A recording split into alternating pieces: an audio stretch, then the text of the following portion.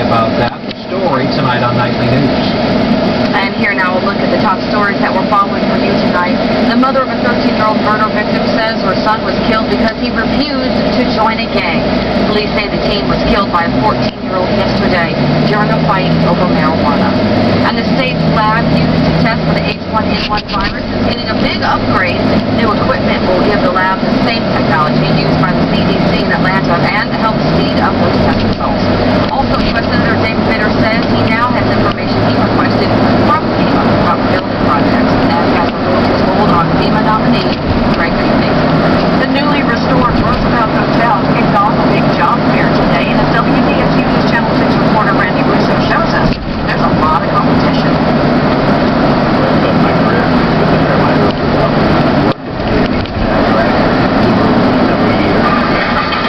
Now, 30 years later, Gregory Smith wants to serve the newly restored Roosevelt Hotel again when it reopens in June.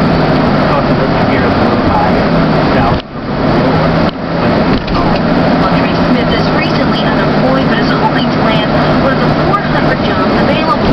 The task may not be so easy since he's just one of the 5,000 applicants looking to fill the hotel's job vacancy. Even as I'm working now, I don't get any hours, so now this is why I'm coming here so I get more hours in a full-time job. The unemployment rate in New Orleans is at 5.3% and 5.8% nationwide.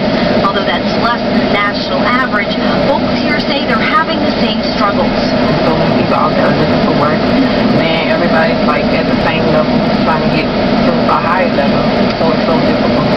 Once managers with the Roosevelt complete this first round of hiring, these folks will start by the end of May, but this won't be the first round of hiring that they plan on doing. We also look to probably make some additional hires in September and October when the business levels in the city pick back up. You may not start where you'd like to, but it's not where you start, it's where you finish. And for Smith, he wants to finish at the Roosevelt.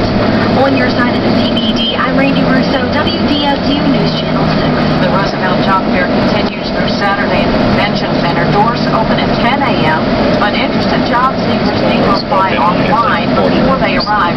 We have a link to the application on our website, WDSU.com. Just click Seen on 6.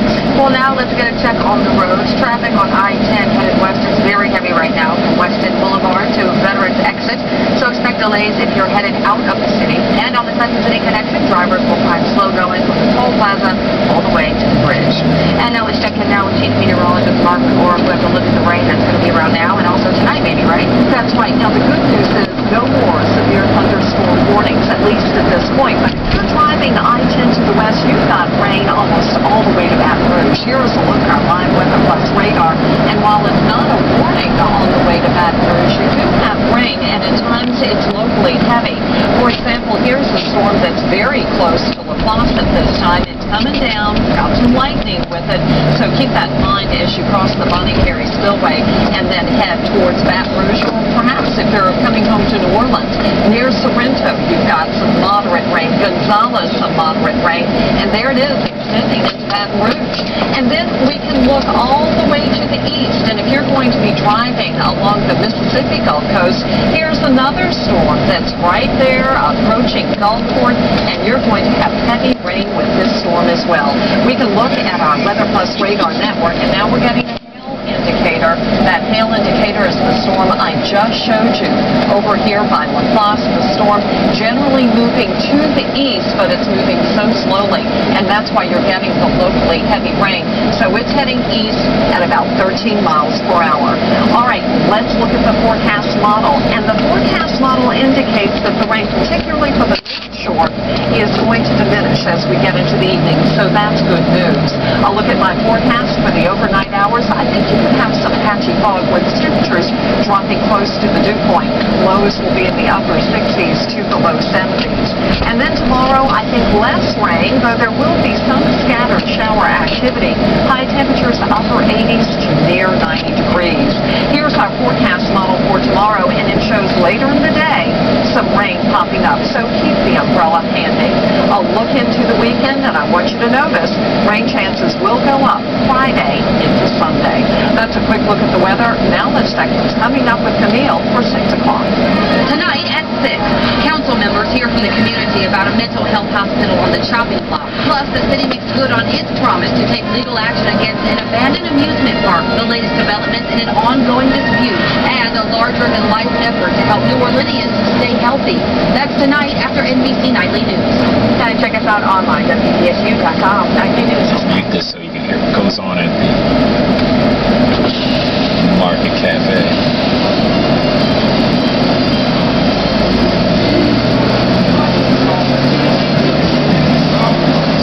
Extremely talented musicians.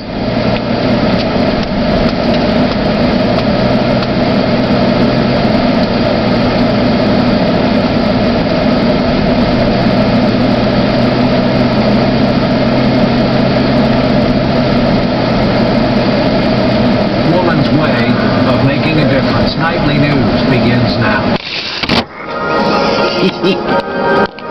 That's a better view for you right there. World headquarters in New York. This is NBC Nightly News with Brian Williams.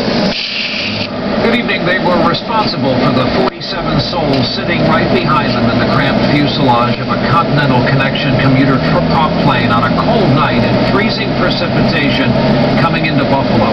It's fair to say that if you fly a lot or have a loved one who does, you may be horrified to hear what the crew of that commuter plane was talking about during most of the flight, right up to several minutes before they slammed into the ground in a Buffalo suburb, killing all on board and one on the ground. Topics like the ice buildup on the outside of the plane and their lack of experience and training.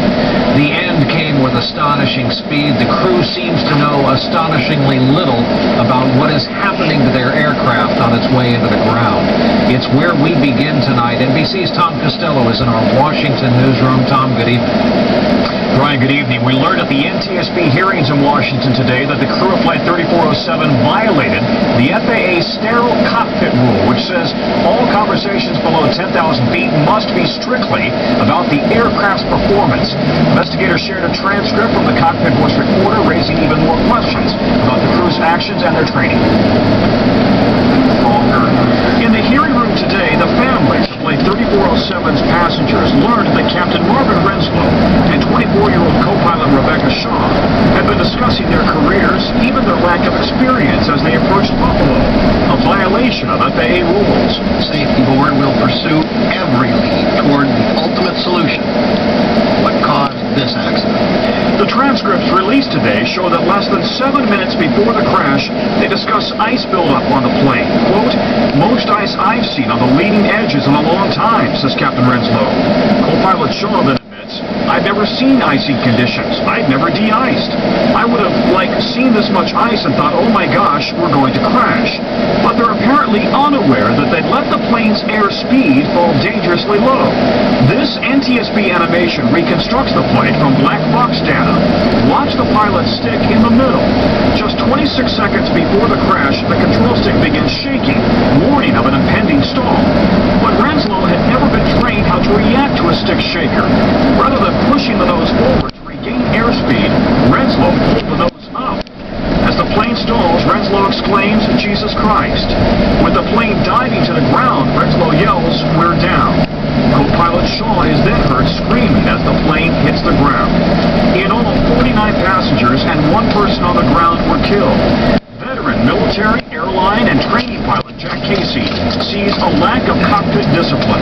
The crew was unaware of a deteriorating airspeed situation which resulted in a stick shaker. That's really the only conclusion you can safely draw here. It had been a routine flight before the descent, chit-chat about their flight experiences into Phoenix and Houston, Shaw's head cold. And Renslow even derided the plane they were flying, saying it's like a mom's SUV or minivan. Investigators do not believe icing was a factor in the crash. Instead, they're looking at the crew's experience and training at Colgan Air, which was flying as Continental Connection. But the Regional Airline Association insists the Colgan crew is not